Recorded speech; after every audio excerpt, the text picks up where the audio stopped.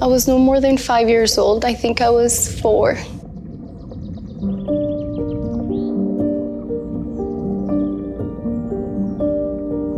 There was so much violence in my house and no protection.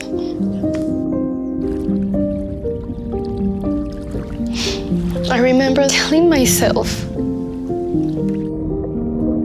I am alone.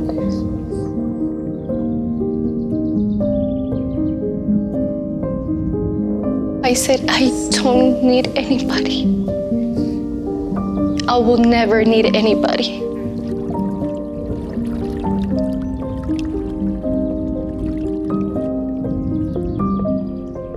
Fallen Eve isn't the truest thing about you. She isn't the deepest thing. Underneath every controlling, striving, indulgent, desolate woman is a wounded little girl. Let me begin with Psalm 109. And this is David, by the way, who I think we can all agree was a pretty remarkable man. Help me, sovereign Lord. Out of the goodness of your love, deliver me, for I am poor and needy, and my heart is wounded within me. He had a story. Every woman has a story. It's a story of how her heart was handled and what she has come to believe about herself as a result. The wounds that we received growing up and all through our lives, they continue to shape us as a woman, the woman that we are today, more than we might realize or care to admit. But every woman has a story. Remember, you came into the world asking a question, and it went something like, do you see me? Do you delight in me? Am I captivating? How was that answered for you? Oh, I hope with 1,000 yeses. But none of us had perfect parents. None of us, you didn't. I didn't. My children don't. So all of us need to take a look back, remember, and receive more of the healing that God has for us here. See, every little girl needs to hear. Every woman needs to know. I see you. You matter. I delight in you. I love you. What's amazing is look at Jesus. He actually needed to hear it. Remember at his baptism when he went into the Jordan, he came out of the water, the dove descended on him, and his father just spoke. God kind of broke with protocol here. There's very few times in the scriptures where the Father just speaks in such a way that everyone can hear at once. He says, "This is my beloved Son, in whom I am well pleased." He says, "I am so proud of who you are." What has God so excited that he breaks with protocol and he speaks? Jesus. Jesus has him so excited. Now, if Jesus needed to hear from his Father that he was the beloved Son, how much more do we? Boy, that's a good boy. That's a good boy. So I think I was maybe 6 on this picture, and it's my sister's birthday. This is me with my mom.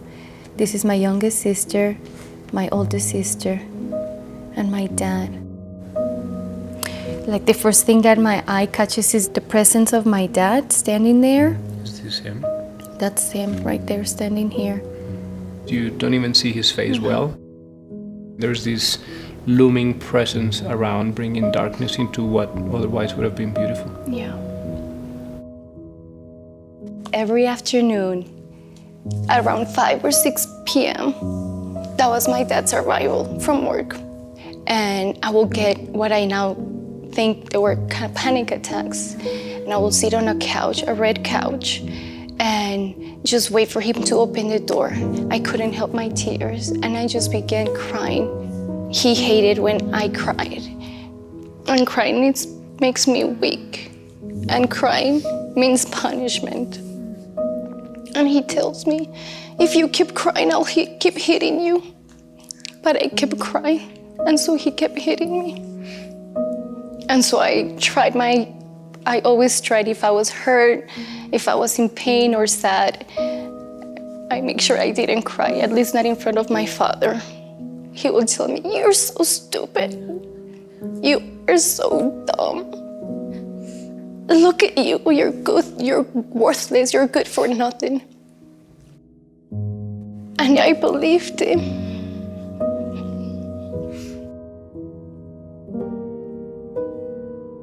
A little girl brings her heart's question, "Do you delight in me?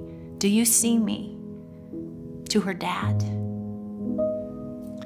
Juanita's father did not answer her question in the way she so needed it to, but in a way that did massive harm. He terrified her into silence. He frightened her with fear. He took her voice away. Now, there are many wounds that come our way throughout our lives. They don't just come from our father. We get wounded by our mothers, our siblings, our relatives, our friends, our teachers, anyone who has access to our hearts. But because of the way that God made the universe, the father-child relationship is the deepest, is the most profound. For me, growing up, my very first memory was when I was 3 years old, sitting at the kitchen table, and I heard for the first time, but not the last, how crushed my mother was when she learned that she was pregnant with me.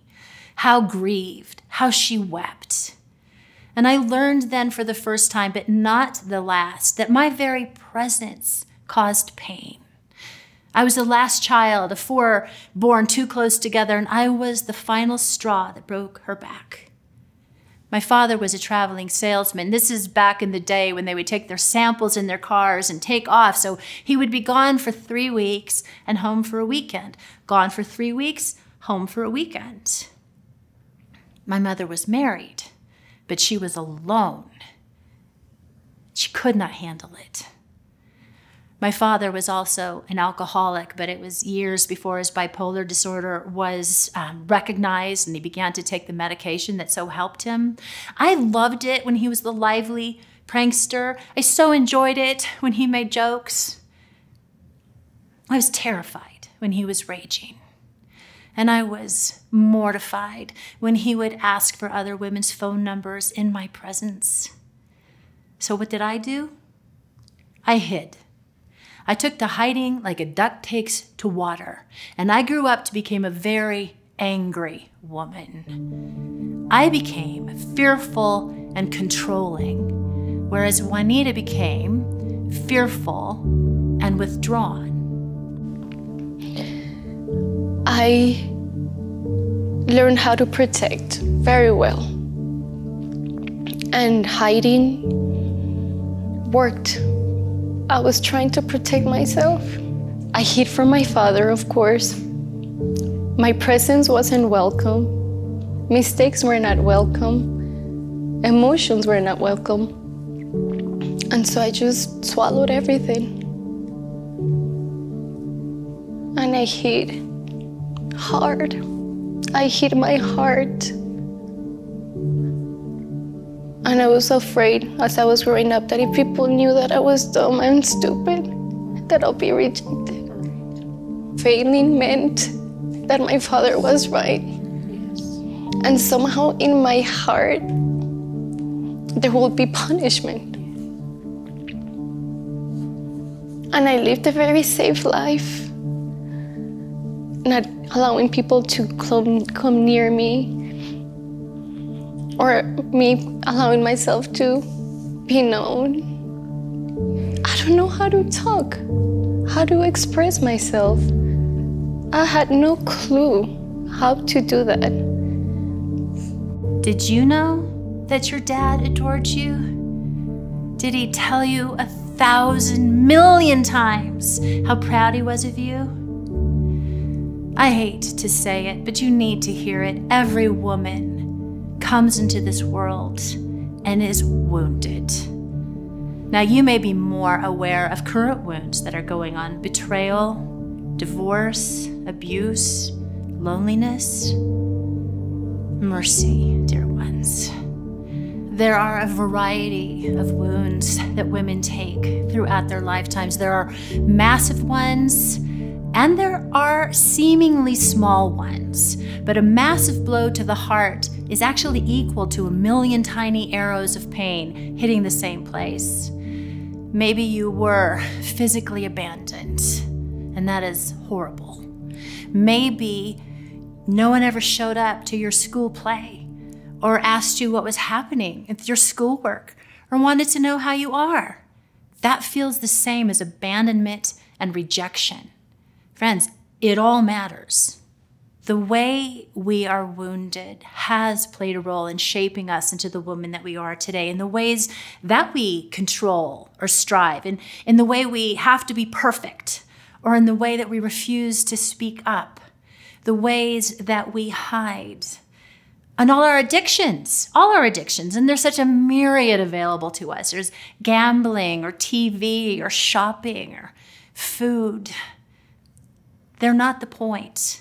They're the medication. The point is the wounded heart. And many women mishandle their woundedness. They'll minimize it. They'll say, oh, yeah, but what happened to her? Now that was bad. Me, nothing. Or some will even embrace it and say, well, that's who I am. I deserved that. And many will deny it. Not a wound. Get over it. What's past is past. Brennan Manning says that a wound that is denied is a wound that cannot be healed. Remember when Jesus first came on the scene? He's baptized, and then he went out into the desert for a showdown with Satan. He came back, and it was his first public moment. It was his time to announce who he was and why he came. He went into the synagogue, and he was handed the scroll of Isaiah. He unrolled it to Isaiah 61, and he read, "The sovereign Lord is upon me. He has anointed me to preach good news to the poor, to bind up the brokenhearted, and to proclaim freedom for the captives."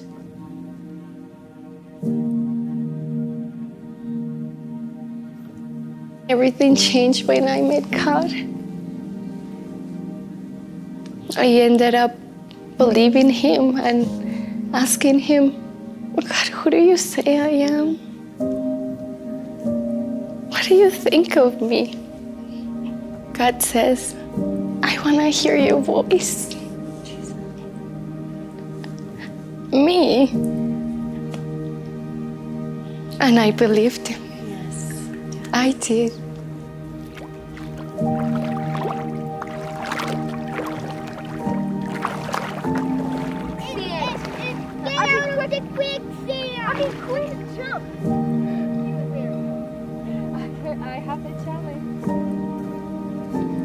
God gave me a strength I didn't even know I had. I didn't know I carried.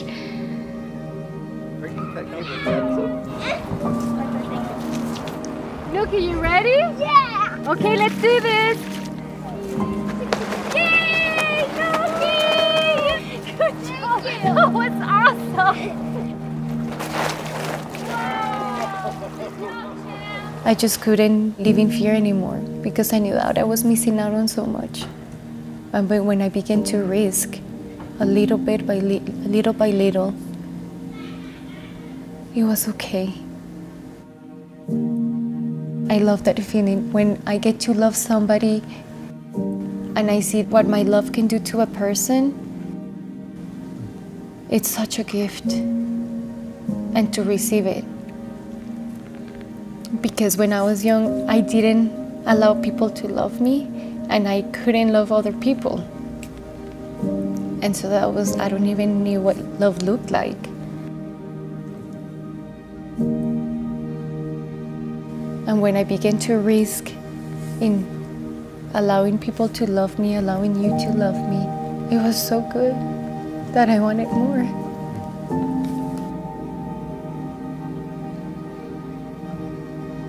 The mission of God is all about restoration.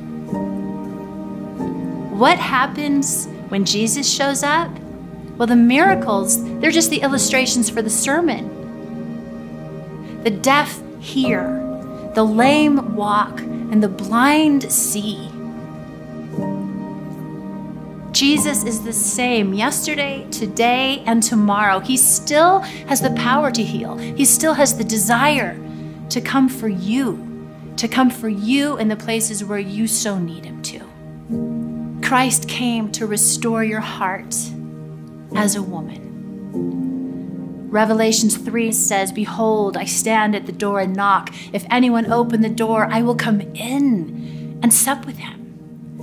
Now, this is often referred to as a verse for people to receive Christ for the first time, but this is actually written to Christians. Jesus is saying, let me in.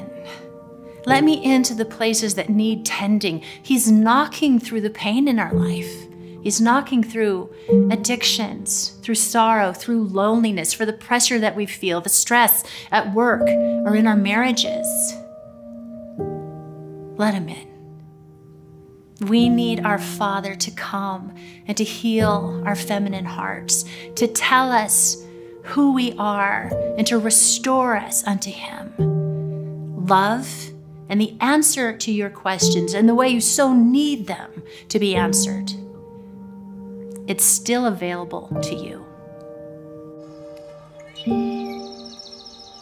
Okay, 2 times 3. 2 times 3 is 6. Yeah. 5 times 3 equals 15. Yeah. Okay. 3 times 10. 30. Good job. Okay, this is a hard one. 10. 120. Oh, you're champ. Pretty easy. Pretty easy. You know why? Why? Because you're smart and you're bright. Oh, buddy. A+.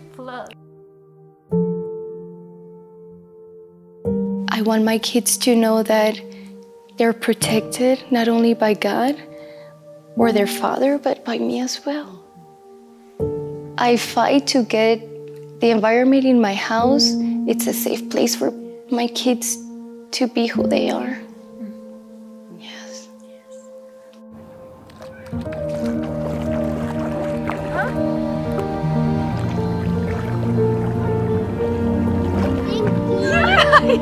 So, no, and just relax. Huh? It feels right.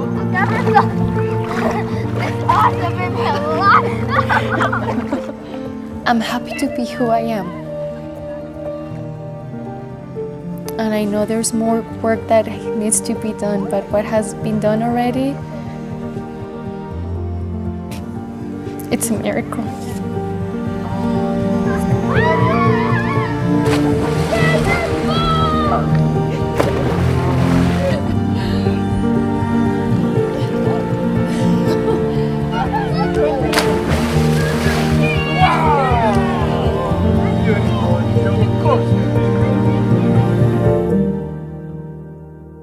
When you get a taste of true love, it's like, I see it like water to a dry plant.